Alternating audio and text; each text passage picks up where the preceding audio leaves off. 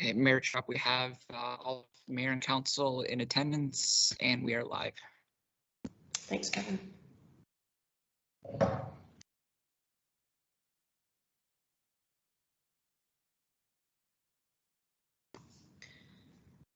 All right, good afternoon, everyone. I guess we'll get started. Due to the recent increases in COVID-19 and provincial restrictions announced yesterday, Council has opted to temporarily return to virtual meeting format. I would like to remind everyone that our meetings are web streamed and televised, and for those of you in attendance, if you could please put your phones on silent mode. There is only a public hearing committee meeting this afternoon, and with that I will call the public hearing committee to order. If I could have a mover and seconder to approve the agenda as presented. Councillor Taylor, seconded by Councillor Rabbits. All those in favor? And that's carried. Are there any declarations of pecuniary interest? Okay, seeing none, then I will now officially open the public meetings held under the Municipal Act, the Planning Act, and County Policy. Please be advised that in order to preserve your right to appeal to the Ontario Land Tribunal, you are required to make comments or provide written submissions prior to the passage of a bylaw.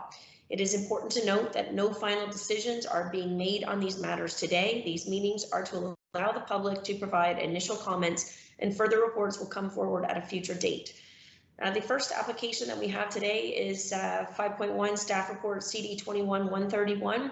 That's an application that's been received to amend the zoning bylaw to change the zoning on a portion of the subject land from agricultural to service commercial zone to facilitate a property line adjustment. Agent James Bull has put forth the application affecting the lands described as 1048 Highway 59, Port Rowan. And Nicole, I believe this is your report, and welcome. I will turn it over to you.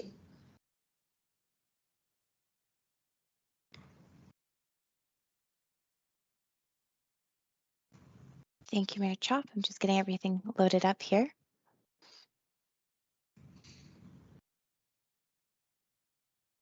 Should be able to see it momentarily. There you go. So thank you again, Madam Mayor. This is an application proposing to amend the zoning bylaw to rezone lands currently designated commercial to the service commercial zone from an agricultural zoning. The intent of this would be to change the zoning of the lands to facilitate a boundary adjustment, which would benefit 153 Front Road, so just north of where the subject lands is located. The subject lands currently contain, the larger subject lands, I should say, currently contain an existing commercial structure. However, the lands specifically subject to this rezoning are currently vacant, and they're indicated the darker red box. The subject area is next to residential uses to the east and south, agricultural uses to the west and the north, as well as some commercial uses on adjacent lands. So we have quite a mix in this area. So the applicant is proposing to change the zoning from agricultural to service commercial to facilitate a boundary adjustment and to further ease future development for the benefiting lands. On the screen before you can see a picture, which I took obviously in a much nicer season, but you can see kind of the lands that are subject to the zoning, and you can see the benefiting lands kind of in the back there, which do house a existing business currently. Given the simplistic nature of the request, the application was only accompanied by a basic site plan. A separate application was submitted for the related boundary adjustment. Staff have received some comments. However, additional comments are expected to be received soon regarding the file, and no comments thus far have raised any concerns.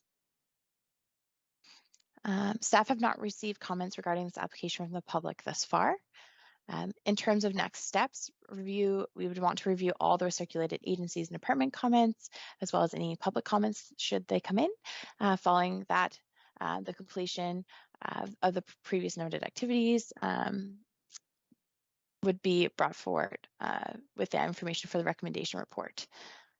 So that concludes my presentation, and I'd be happy to answer any questions. Thanks, Nicole. Are there any questions from the committee to staff? And Nicole, if I could get you just to pull down the presentation so I can see everyone, otherwise I won't be able to see their hands.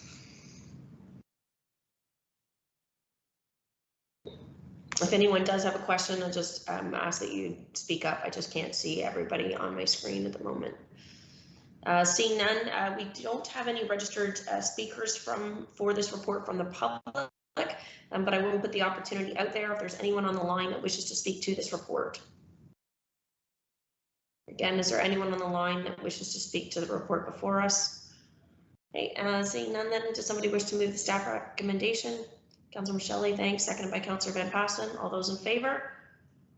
That is carried. Next is staff report CD 21-132.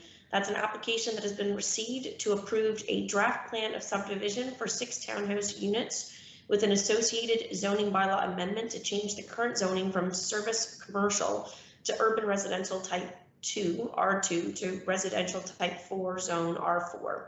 The zoning bylaw amendment application will require a special provision to reduce the required frontage and parking lot stall sizes. Mary Elder Plans Incorporated, on behalf of Dalton White Farms and Supplies, have put forth the application affecting the lands described as 214 William Street in Delhi. And Nicole, if you'd like to go ahead, please. Thank you again, Madam Mayor. So this is an application proposing to amend the zoning bylaw to rezone the current lands to facilitate a 6 townhouse development. The proposal would be, as Mayor Chop mentioned, from service commercial and urban residential type 2 to urban residential type 4 to facilitate that development. The lands, again, have a bit of a mix of surrounding them. So as you can see on the screen, there is residential uses to the north and east. To the more southwest corner is an industrial area. And of course, in the larger area, we have some commercial more to the north and then some more industrial to more the southeast.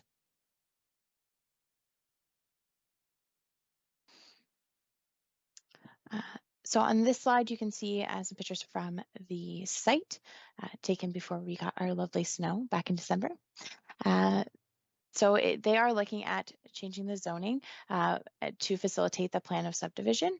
On the previous slide, you can see a rough conceptual drawing. And to facilitate that, they are asking for some relief regarding the frontage as well as the size of the parking. And that would be to facilitate slightly smaller spots within the parking garage. We do sometimes see that, but is not necessarily always identified at this point in the process. So it is something that is being identified in advance. So to support the application, there were a variety of documents provided. So the proposed plan of subdivision, of course, as well as the site plan drawings, a functional servicing and stormwater management report, planning justification provided by Elder Plans, as well as a traffic impact brief. As far as agency comments, major technical comments have not yet been received, but the comments that have been received thus far haven't raised any concerns. We have not received any public input on this file as of yet, but would look forward to receiving any should it come in. So as far as next steps, we would, of course, look at that public input as well as any of the outstanding comments from our circulation agencies and departments. And then we'd be looking at the recommendation report. In association with this file, it is, as you may have noted from the report, made up of 2 separate lots based on the original Delhi plan. So there is an associated deeming bylaw as well, going with the plan of subdivision and the zoning bylaw. And that concludes my presentation, and I'm happy to provide any additional comment that is required. Thanks, Nicole. Again, I'll just get you to pull that down for me. Are there any questions from the committee? Councillor Van Den Riesche, go ahead.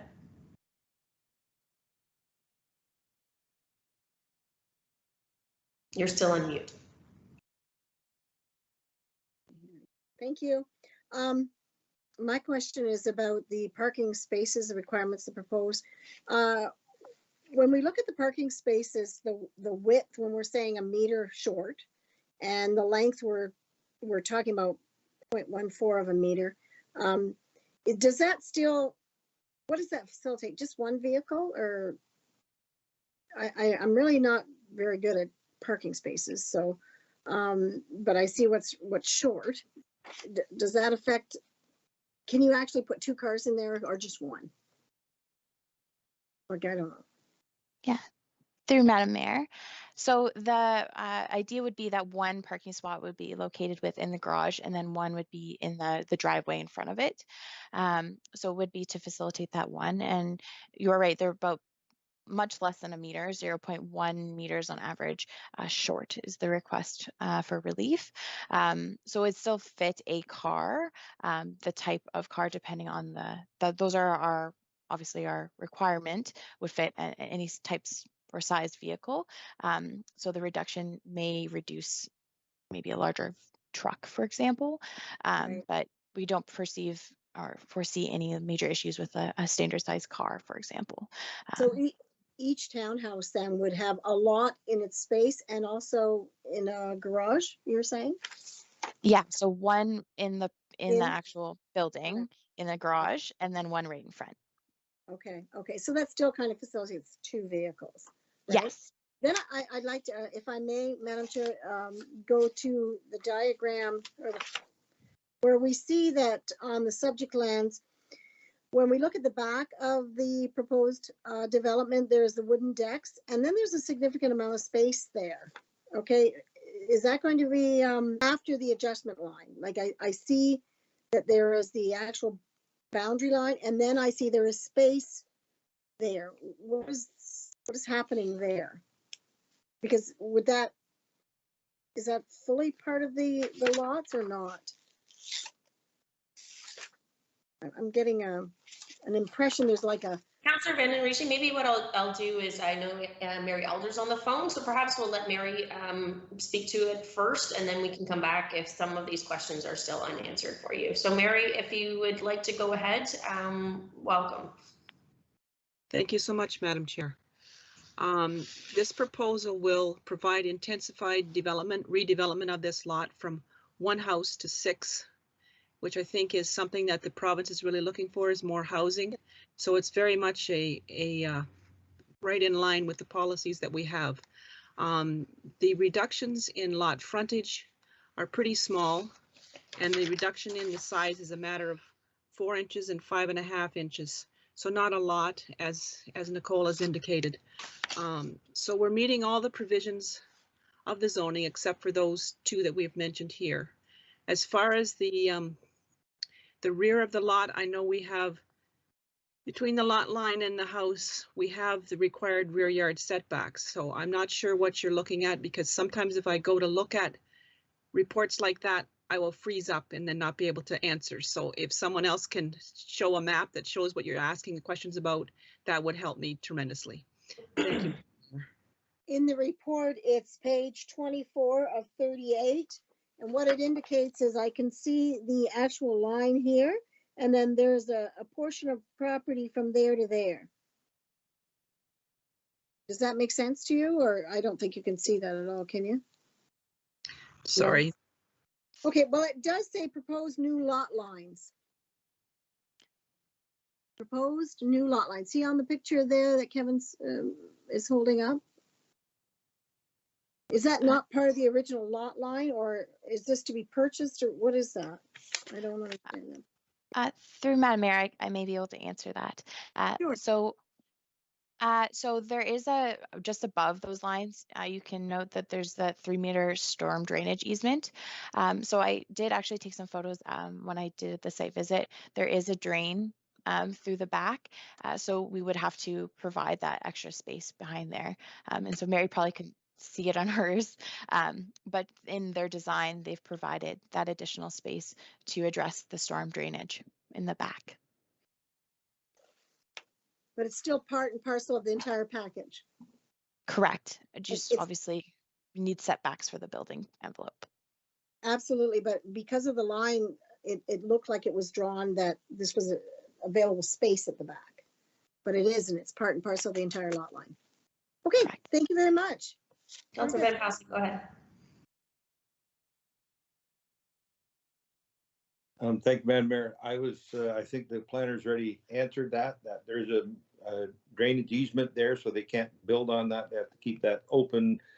And I think they have to merge two lots and then they'll get resevered on the walls in between because it's a townhouse. I think that's standard practice, and I'll just ask those planning experts if I'm correct in that, so. Through you, Madam Mayor, yes, that is correct. So there was two underlying parcels that merged together, and then through the plan of subdivision, then they can resever them once we've gone obviously through that process and that agreement. Yeah, and they like to do that after they build them in case they put the cement blocks on the wrong side of the chalk line, so they know exactly that they're in the right spot. Okay? Are there any further questions from the committee? Is there anyone on the line that wishes to speak to the application? All right, seeing then, does somebody wish to move the staff recommendation? Councillor Van Passen, thanks, seconded by Councillor Columbus. All those in favor? And that is carried. Thanks very much, everyone. Meeting is adjourned. I think that might be the shortest meeting we've had in history to date. Mayor Chop, could I get a motion for that, please? Sorry, a mover and a seconder, please, for Kevin. Thanks, Councillor Rabbit, seconded by Councillor Michelle. All those in favor? And that's carried.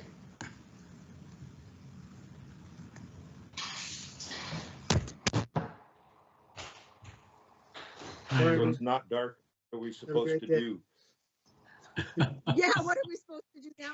Oh my God. Oh goodness. Happy New Year, everybody. Yes, Happy New Year. Happy New Year, Happy New guys. Year. See you next Take care. week.